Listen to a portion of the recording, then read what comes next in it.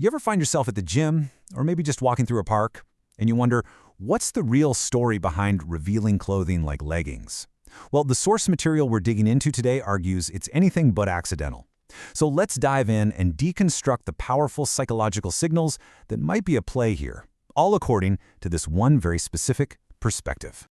This quote right here is the hook from our source, and it sets the stage perfectly. The core idea is that this isn't just about being comfortable or fashionable. It's a calculated move.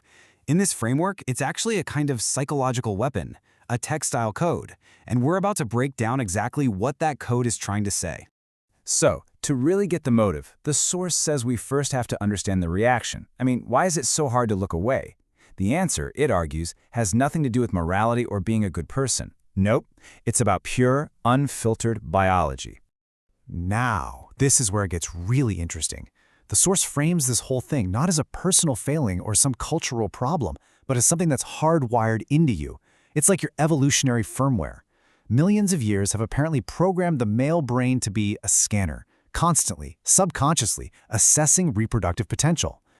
And this right here, this is the target zone of that internal scanner. According to the source, this specific area holds all the key biological markers that subconsciously scream youth, health, and fertility. It's not some poetic metaphor, it's a direct biological bullseye. And believe it or not, the theory gets even more specific.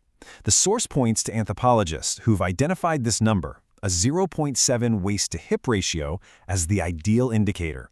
The male brain, without you even thinking about it, apparently reads this number as a crystal-clear signal of hormonal health and, well, the ability to bear children.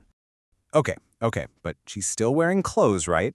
So how does this biological signal punch through so effectively? This is where the U-source introduces a really fascinating concept that it calls a perceptual hack. This chart breaks it down perfectly. Think about it. Traditional clothes create a complex barrier. They make the logical part of your brain work, to analyze. But tight leggings? This theory says they completely eliminate that barrier. They don't hide, they highlight. So your brain gets these conflicting signals. It sees fabric, but its ancient pattern recognition system sees the precise shape of a naked body. And guess which one wins? The instinct, every time. So here's the crucial part. This creates a perfect loophole. It allows someone to broadcast a powerful primal signal without any of the social responsibility or consequences that would normally come with it. It's like camouflage nudity, operating in this perceptual gray zone. All right, so now that we've covered the biological reaction and this whole perceptual hack idea, we can finally get to the core question: why? The source breaks this down into several key psychological drivers behind the display. And that's what we're going to get into right now. So, the source points to four main motivations. We've got narcissistic supply, the fertility signal, what it calls a war with other women, and finally, this idea of safe exhibitionism. Let's take a look at each one. This first reason is described as the most cynical of the bunch. It's not actually about seduction, it's about power. The goal is to collect adoration. Your gaze becomes a form of currency, a little hit of dopamine that feeds the ego. The source argues that she gets this intoxicating pleasure from a desire that she knows will never be satisfied. Okay, the second reason, according to this perspective, is much deeper, more primal. This is pure biology talking.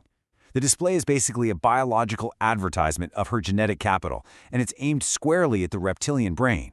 That's that ancient, instinct-driven part of our mind that just completely bypasses logic. From that raw biology, the theory then shifts into social dynamics. And what's really wild about this third driver is the perspective. The source claims that, 9 times out of 10, a woman dresses not for men but for other women.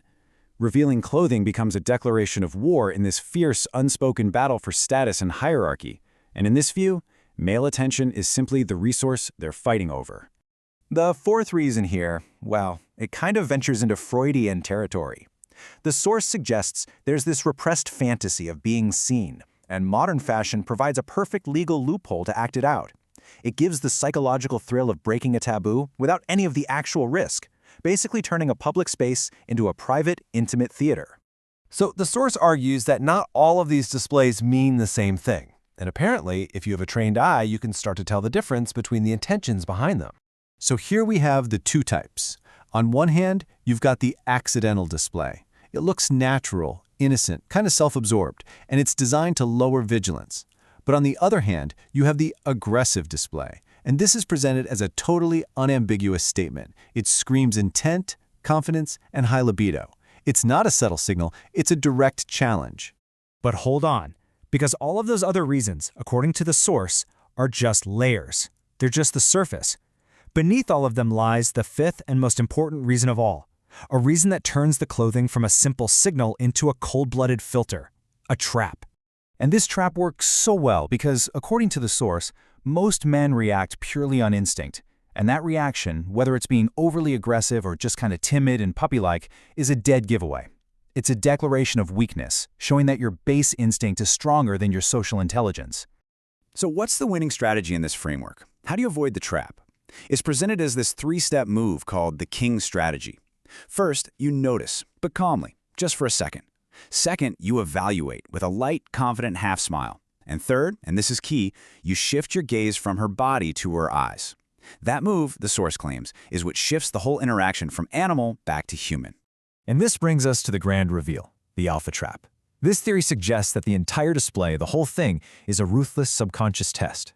It's a litmus test for a man's character designed to put out the most powerful bait possible and then just see who's weak enough to fall for it. This slide just sums it all up perfectly.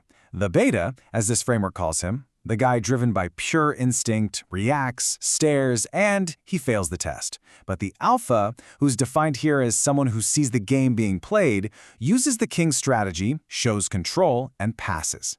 He proves that his mind is in charge, not his instincts. And that is the absolute bottom line of this entire perspective. You are being tested. Your reaction, whatever it is, supposedly reveals your level of self-discipline, your willpower, your inner strength. It's not a come on, it's a final exam. So in the end, the argument here is that this whole provocation is actually a gift. It's a mechanism to filter out 99% of the competition, which helps a woman not waste her time, and it helps a strong man prove that he is one. And that brings us to the end. The source material leaves us with this question to chew on. Based on these 5 motives we've just walked through, narcissistic supply, the fertility signal, the war with other women, safe exhibitionism, and the alpha trap, which one do you see out there most often? Definitely a fascinating framework to think about.